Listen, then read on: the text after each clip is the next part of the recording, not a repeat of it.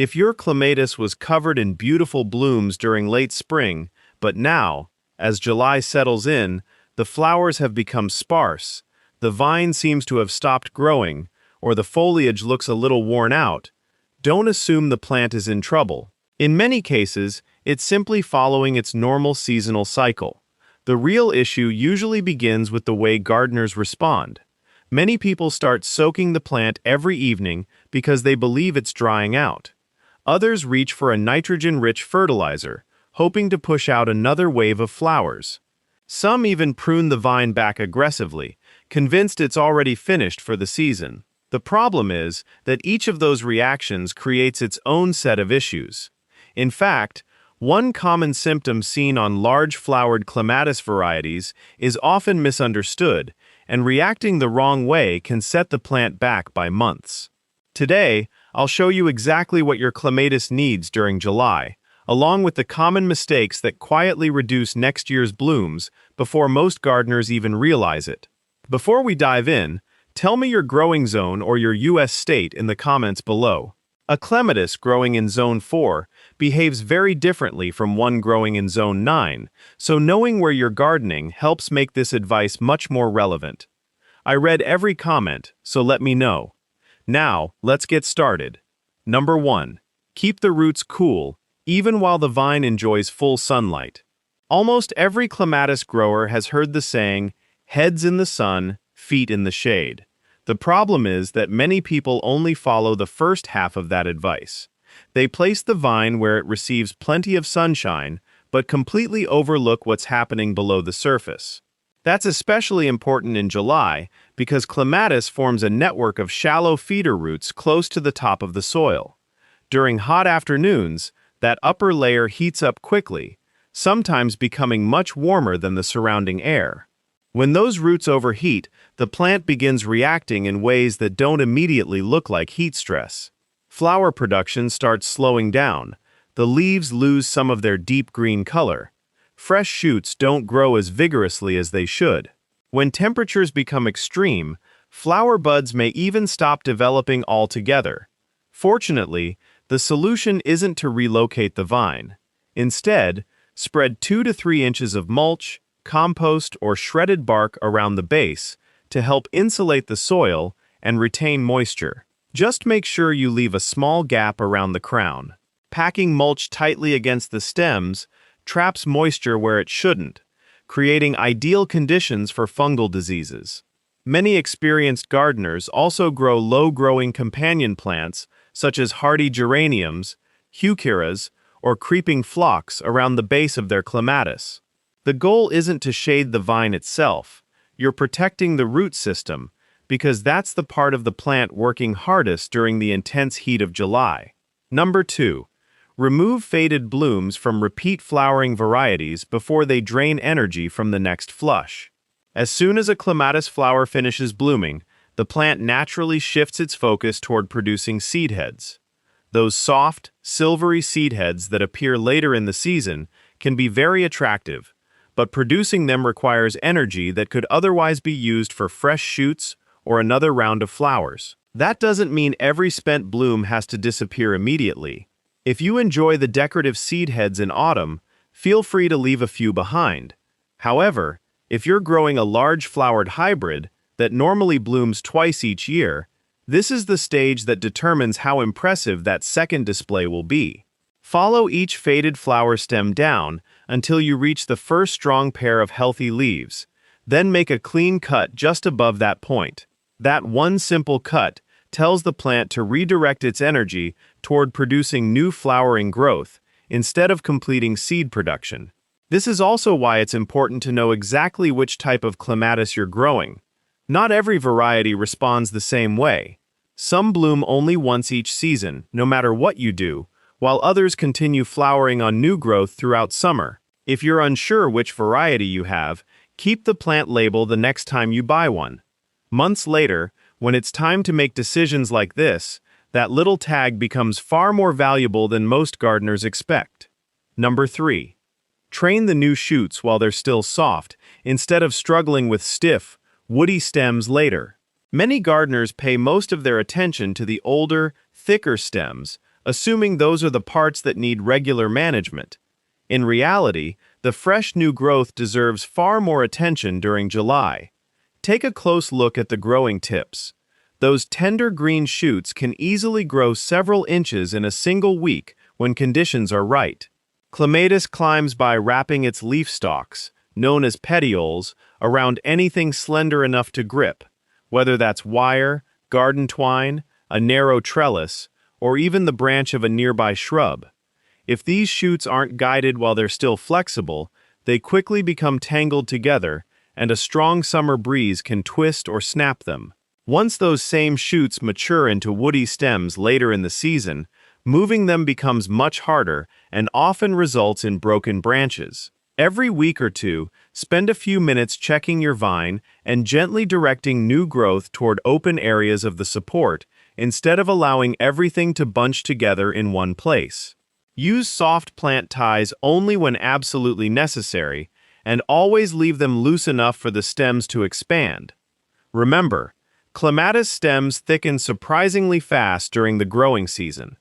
A tie that feels comfortable today can end up restricting the stem just a few weeks later. Developing this simple habit has another long-term benefit that many gardeners don't notice until their plant matures. Instead of having every flower clustered near the very top of the trellis, you'll enjoy blooms from the bottom of the vine all the way to the top. If you're enjoying this detailed explanation of why clematis responds the way it does, instead of simply being handed a list of instructions, make sure you subscribe. Every week, this channel breaks down plant care in a practical way that helps you understand what's actually happening in your garden. Number 4. Let the leaves tell you what's happening before you worry about the flowers.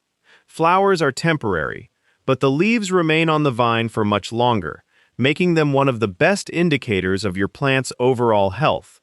Healthy foliage should feel firm, display a rich, even color, and remain free from unusual spots or discoloration. If the older leaves near the bottom of the vine begin turning yellow, while the fresh growth at the top stays healthy and green, that's usually nothing more than the plant naturally redirecting its energy upward. In most cases, there's no reason to worry. However, if the entire vine starts looking pale, that's a different situation altogether. Uniform yellowing often points toward nutrient deficiencies, prolonged moisture stress, or soil that's become compacted enough to restrict healthy root growth. Brown, crispy leaf edges usually appear after extended periods of intense heat combined with inconsistent watering. If you notice white, powdery patches forming on the leaves, especially in areas where air circulation is poor, powdery mildew is the most likely cause.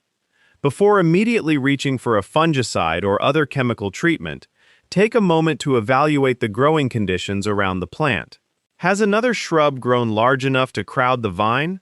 Is the soil remaining constantly wet? Is mulch touching the stems? Does the foliage receive enough sunlight and airflow to dry properly after rain?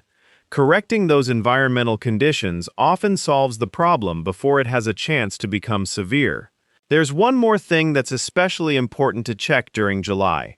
Turn over a few leaves and inspect their undersides. Spider mites become much more active during hot, dry weather, and because they're so tiny, you'll usually notice the damage long before you ever see the pests themselves. Look for fine, pale speckling across the leaves or foliage that gradually loses its healthy green color. If you catch the problem early, maintaining evenly moist soil and spraying the undersides of the leaves with a strong stream of water is often enough to control a light infestation without using chemical sprays. Just as importantly, learn the difference between ordinary afternoon heat droop and genuine clematis wilt. Misidentifying one for the other can cost you months of healthy growth that never needed to be removed in the first place. Number 5. Learn to recognize true clematis wilt instead of mistaking it for normal afternoon heat stress. Few things make clematis growers more anxious than hearing the words clematis wilt. The moment a stem starts looking limp, many gardeners immediately assume the disease has struck and begin cutting the entire vine back. The problem is that a drooping stem doesn't automatically mean wilt. During July, It's perfectly normal for many clematis varieties, especially large-flowered hybrids, to look a little wilted during the hottest part of the afternoon. Once temperatures cool later in the day or overnight, the vine usually perks right back up. That's simply the plant responding to heat, not a disease. True clematis wilt behaves very differently. Rather than gradually looking tired over several warm days, a healthy stem suddenly collapses, often within a single day. The leaves quickly darken to brown or black. Flowers shrivel almost immediately, and the entire stem appears as though its water supply has been completely cut off. Meanwhile, the rest of the vine often continues looking perfectly healthy. If you notice those symptoms, don't panic, and definitely don't remove the whole plant. Trace the damaged stem back toward the base and prune several inches below the affected area using clean, disinfected pruning shears. Throw the removed material into the trash instead of adding it to your compost pile. There's another important detail that changes the way you should think about this disease. Most clematis plants are intentionally planted a few inches deeper than they were growing in the nursery container. That extra depth protects dormant buds beneath the soil surface. If one stem is lost to wilt, those hidden buds frequently send up vigorous replacement shoots within just a few weeks. The goal isn't to fear clematis wilt.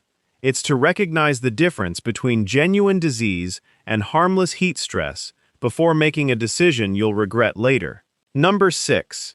July is the time for balanced growth, not heavy feeding. Once the spectacular spring flowers begin fading, it's tempting to give the plant another generous feeding in hopes of triggering another explosion of blooms. Unfortunately, that's usually the wrong approach. Applying a fertilizer that's high in nitrogen encourages rapid, leafy growth. At first, the vine may look lush and vigorous, but all that energy is going into producing foliage instead of flower buds. Even worse, those tender new shoots are much more susceptible to drought, fungal diseases, and damage from heavy summer rain or strong winds. If your clematis is growing in fertile garden soil that's regularly improved with compost or organic matter, it may not need much additional fertilizer at all during this stage of the season. Container-grown clematis are a little different. Because frequent watering washes nutrients out of potting mix much faster than garden soil, a light application of a balanced fertilizer after the first flush of flowers is usually enough to replace what's been lost. By the time late July arrives, it's generally best to stop feeding altogether. At this point in the growing season, your objective isn't to encourage another burst of soft growth.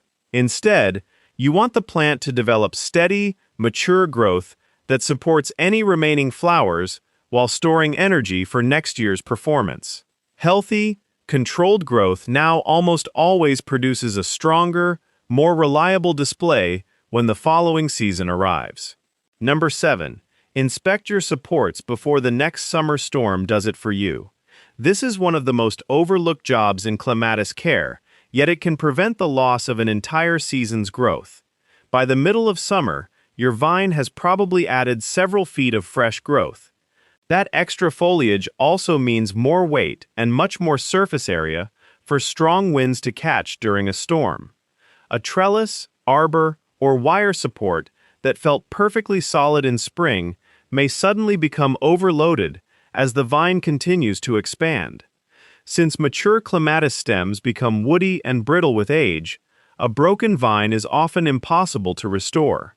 Take a few minutes to inspect the entire support structure. Tighten any loose screws or brackets, replace garden twine that's becoming weak after weeks of sun exposure, and look carefully for stems rubbing repeatedly against rough wood, sharp edges, or metal supports. Constant friction slowly damages the outer bark and creates an easy entry point for disease. While you're training new shoots this month, try to spread them evenly across the support instead of allowing all the growth to collect near the top. This simple adjustment improves air circulation, reduces overcrowding, and helps distribute the weight of the vine much more evenly whenever strong winds arrive. It's also worth remembering the bigger picture. The care you provide during July isn't only affecting this year's flowers.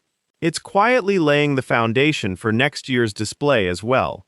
Consistent watering during dry weather, healthy foliage free from disease, well-supported stems, and moderate feeding all work together to build a stronger vine that will reward you with better flowering in the seasons ahead. One mistake many gardeners make is constantly trying to fix their clematis every few days. In reality, these vines respond much better to steady, consistent care than they do to frequent intervention. So here's your complete July clematis checklist. Keep the root zone cool by using mulch or low-growing companion plants, but always leave space around the crown so it can breathe.